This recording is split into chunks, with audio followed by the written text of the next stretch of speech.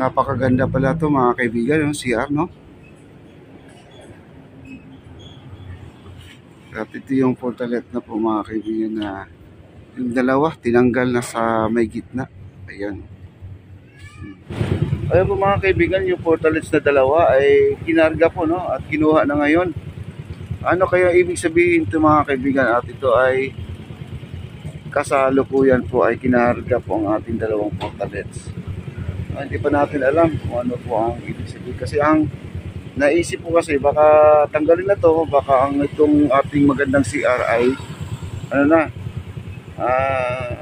gagamitin na. Ayan po ang ating MMDA, no? Chine-check po nila doon sa loob ng mga portalets. At siguro naman sa mga pagbablog natin dito, isa sa napansin na po ng ating ang ating LGU or ating mga officer dito sa ating Dolomite Beach, no?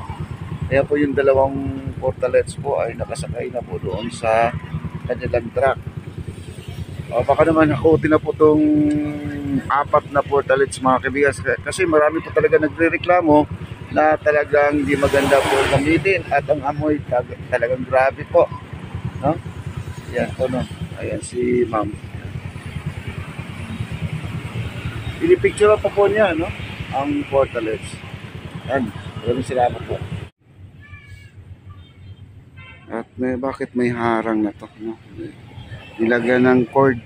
Bakit kinokordonan nila mga kaibigan, no?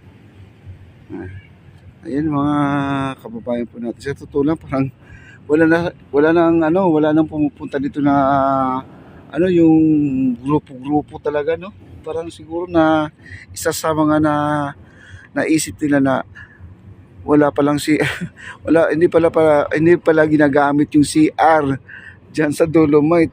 Parang ganoon na rin, parang alam mo na, makwento-kwento yung mga kababayan natin. Sayang naman kasi, no?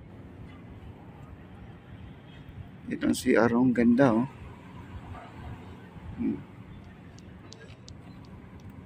Lalo kung may mga senior citizen mga kaibigan, yun ang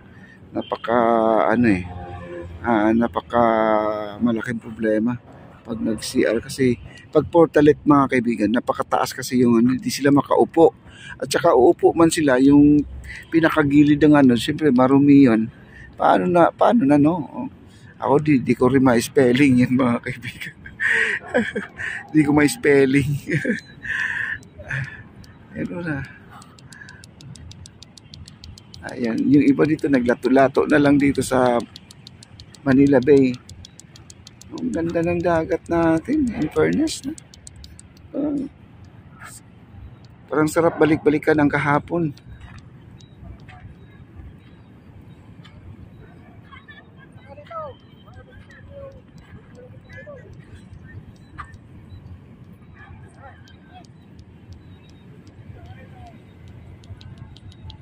Ayan po, wala gaano pumapasok. Minsan sabi ko, hala, ang dami pang dumarating. Ngayon wala na pong dumarating.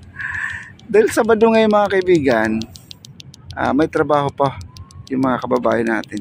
Pero ang maraming tao dito sa hapon, yung may sunset na, yan po ang dating ng mga tao, yung uwian na galing sa trabaho.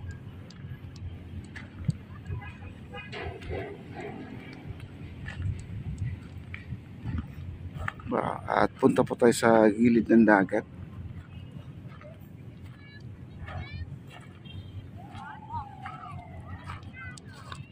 Punta tayo sa gilid ng dagat. Silipin po natin. Uy, nakikita nyo ang tubig guys. Ayan po, parang nagkakatas po siya, no? Parang nagbabanlaw. Kaya kita nyo naman, no, na nagkakatas. Kahapon napaka crystal clear, no, ang ating tubig. Pero ngayon parang nagkakatas. May ibig sabihin siguro mga kaibigan, baka may mga bagong biyaya naman na darating. Ang dami isda. Yung malabong tubig na yun, nandyan yung mga isda, ang dami, oh. Ano, nakalutang, oh. Hindi nakalutang na patay, ha, kundi siya ay buhay. Napakarami, grupo-grupo. Parang pagkain nila yung malabong tubig na to, no? Parang pagkain nila. Ayan, ang dami, oh. Oh, ayun, oh. Subukan natin i-close up. Nandyan sa pinakamala, ayan, oh. Ayan, oh. Ayun, oh. Diba? Dami oh. Marami pa yan. Kasi dito sa actual, nandito mismo kayo, makikita niyo marami. Yun lang kinu-close up ko yung medyo malapit-lapit sa akin. Ayan, buong pamilya nandyan po, no? Mamasyal.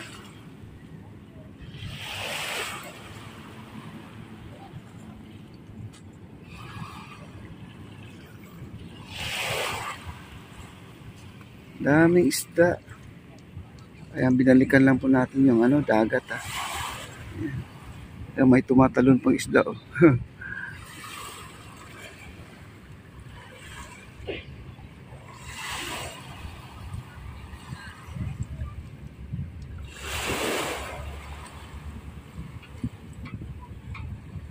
At puntahan natin yung mga MMDA, nandun po sila sa dulo.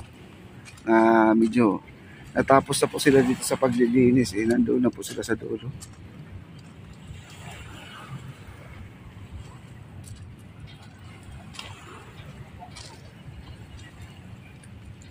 Ayan, may mga picture taking pa dito na may mga post ni Kuya oh. Wow, parang wala po nangyari. Oh.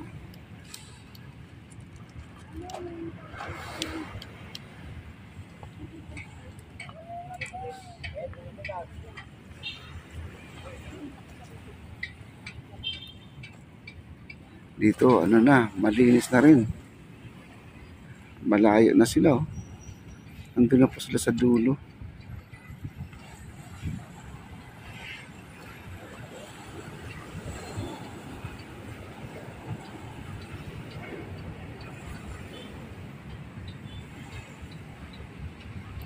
Okay, like and share, like and comment.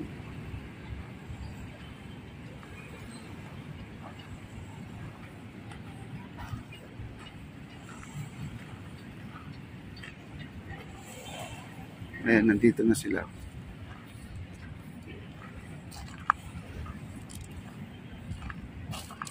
Ang sabi daw nila, bakit ito ay parang nagiging bangin-bangin na po siya?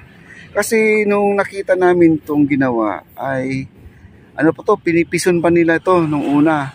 Kaya nagsiksik, nagpison no, pinipison nila ito. Kaya nagsiksik. Siyempre, di natin maiwasan pag umuulan, magkakaroon siya ng agos no, na pakunti-kunti hanggat lumalaki na po siya. Para nagiging kanal. Ito yun. Ano kasi ito, pinipison kaya nasiksik, kaya matigas. Kaya pag umuulan, nahuhukay siya. You know? Kala mo nasa disyerto ka na. Doon sa may naglilinis, may nagwawalis, hindi na po yan pinipison, hinayaan na lang pong ganyan siya. Kaya parang normal na beach talaga lang siya, parang nasa Batangas po ang itsura. Ito kasi parang nagkakanal-kanal, nagbibitak-bitak. Pero hindi siya bitak ha.